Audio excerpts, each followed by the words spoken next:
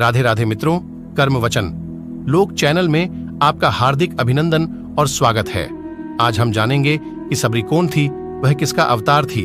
तो चलिए जानते हैं कौन थी माता शबरी। ग्रंथों में मिलने वाली कथा के अनुसार माता शबरी भगवान श्री राम की परम भक्त थी। शबरी का असली नाम श्रमणा था। ये भील समुदाय के शबर जाति से संबंध रखती थीं, इसी कारण कालांतर में उनका नाम शबरी हुआ। इनके पिता भीलों के मुखिया थे। उन्होंने श्रमणा का विवाह एक भील कुमार से तय किया था। विवाह से पहले परंपरा के अनुसार कई 100 पशुओं को बलि देने के लिए लाया गया, जिन्हें देख श्रमणा का हृदय द्रवित हो उठा कि यह कैसी परंपरा जिसके कारण बेजुबान और निर्दोष जानवरों की हत्या की जाती है। इसी कारणवश शबरी अपने विवाह से एक दिवस पूर्व भाग गई और दंडकारण्य वन में पहुंच गई। दंडकारण्य में मातंग आर्षि तपस्या किया करते थे।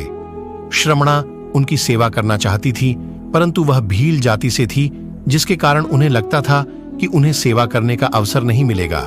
लेकिन इसके बाद भी वे चुपचाप प्रातः जल्दी उठकर आश्रम से नदी तक का रास्ते से सारे कंकड़ और कांटों को छूनकर पूरे रास्ते को भलीभांति साफ कर दिया करती थी और रास्ते में बालू बिछा देती थी।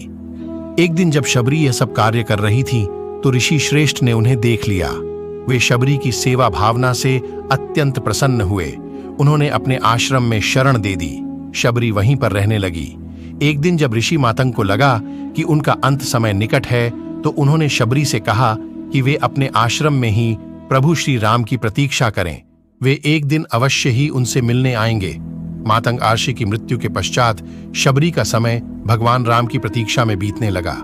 वह अपने आश्रम को एकदम साफ सुथरा रखती थी और प्रतिदिन भगवान राम के लिए मीठे बेर तोड़ कर लाती थी। एक भी बेर खट्टा न हो, इसके लिए वह एक एक बेर चक्कर तोड़ती थी। ऐसा करते करते कई वर्ष बीतते चले गए। एक दिन शबरी को पता चला कि 2 सुंदर युवक उन्हें खोज रहे हैं। वे समझ गईं कि उनके प्रभु राम आ गए हैं। अब तक उनका शरीर बहुत वृद्ध हो गया था, परंतु अपने प्रभु राम के आने की खबर सुनते ही उसमें चुस्ती आ गई और वो दौड़ती हुई अपने प्रभु राम के पास पहुंची और उन्हें घर लेकर आई और उनके पांव को धोकर बैठाया। इसके बाद उन्होंने अपने तोड़े हुए मीठे बेर राम को दिए। भगवान राम ने बड़े प्रेम से वे बेर खाए और अपनी भक्त शबरी की भक्ति को पूर्ण किया। राम जी ने लक्ष्मण को भी बेर खाने को कहा, लेकिन उन्हें झूठे बेर खाने में संकोच हो रहा था। फिर भी अपने भ्राता श्री राम का मन रखने के लिए उन्होंने बेर उठा तो लिए, लेकिन खाए नहीं। कहा जाता है कि इसका परिणाम यह हुआ कि राम रावण युद्ध में जब शक्ति बाण का प्रयोग किया गया तो वे मूर्छित हो गए थे। तो आज के लिए इतना ही मित्रों। उम्मीद करते हैं कि यह जानकारी आपको पसंद आई होगी।